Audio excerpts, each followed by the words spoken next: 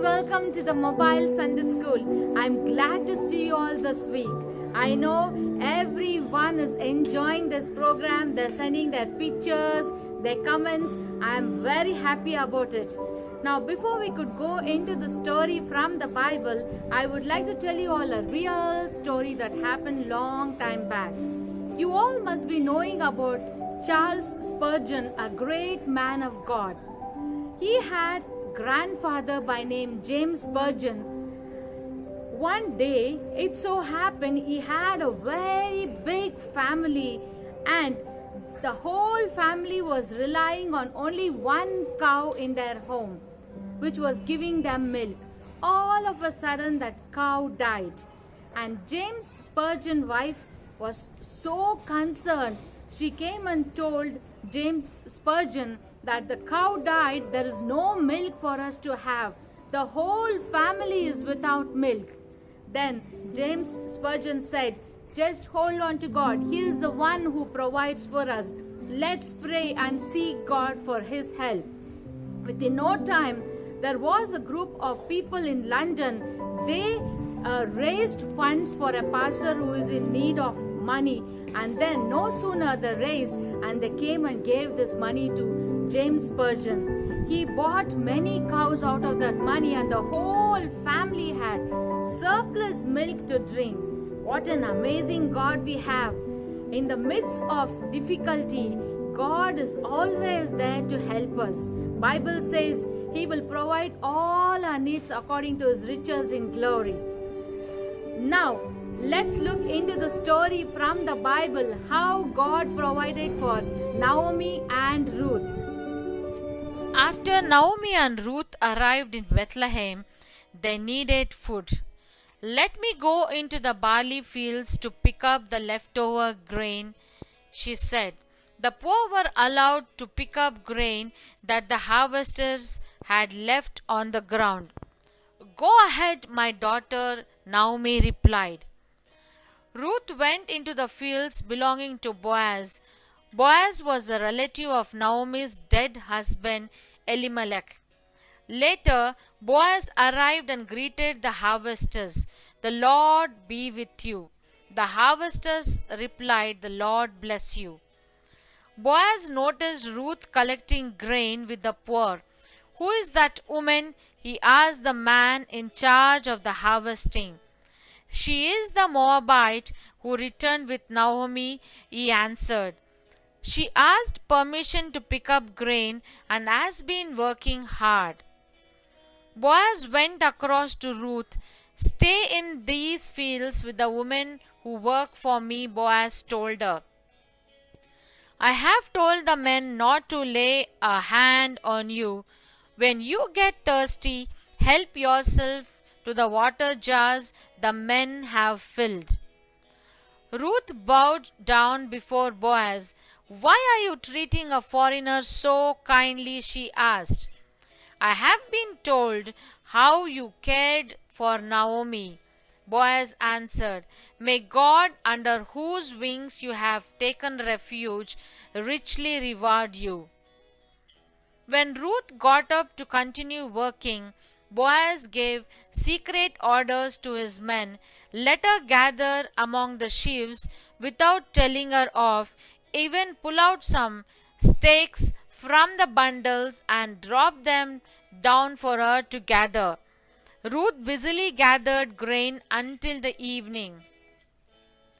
Ruth threshed the barley she had gathered and took it home to Naomi. It was a large amount, about 30 pounds, which comes to 13 kilograms. Where did you gather grain today? Naomi asked. Who is the man who has been kind to you? Boaz, Ruth replied. The Lord bless him, said Naomi. He is a close relative we know as a guardian redeemer. He has an obligation to look after a relative who is in need. From that point on, Ruth continued gathering grain in the fields belonging to Boaz. She stayed close to the other women gathering grain, knowing she would be safe.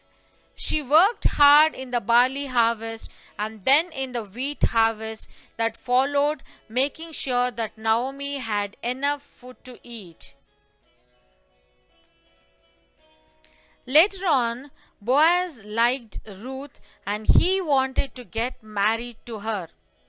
He said, I am your guardian redeemer, but there is another person more closely related than I am. If he is not willing to redeem you, then I will. Boaz went to the town gate where business deals were done. When he saw the guardian redeemer, who was more closely related to Naomi's former husband, he asked him to sit with 10 elders gathered as witnesses. Naomi is selling the land that belonged to her relative Elimelech, Boaz explained. You have the first right to buy it, but if you do not want, then I will. Then he said, I cannot buy the land without causing problems with my own estate. You can buy it for yourself. Boaz made an announcement to the elders and those gathered. Today I have bought from Naomi the property of Elimelech and his sons Mahlon and Chilion. I have also acquired Ruth the Moabite as my wife. You are my witnesses. So Boaz married Ruth, and the Lord blessed them with a son. Woman told Naomi, Praise the Lord, He has looked after you in your old age. Ruth loves you, and he is better to you than 7 sons. Ruth and Boaz's son's name was called Obed. Obed was the father of Jesse, whose youngest son was David. He became a king of Israel. A descendant of David was Mary, the mother of Jesus. So, what do we learn from this story? God is faithful and He will provide what we need in our life. God provided food for Ruth and Naomi, and not only that, God blessed Ruth with a godly husband. God will restore those who look to Him in hope. It's about God's covenant faithfulness, and it contributes to the overall covenant storyline that unifies the entire Bible. Now, let's look to the Lord in prayer. Loving Heavenly Father, I praise your holy name. What a wonderful Father you are. Thank you for all that you have given me today. You are a faithful God who supplies all I need, because you know what I need even before I ask. I am blessed to be yours. In Jesus' name I pray. Amen.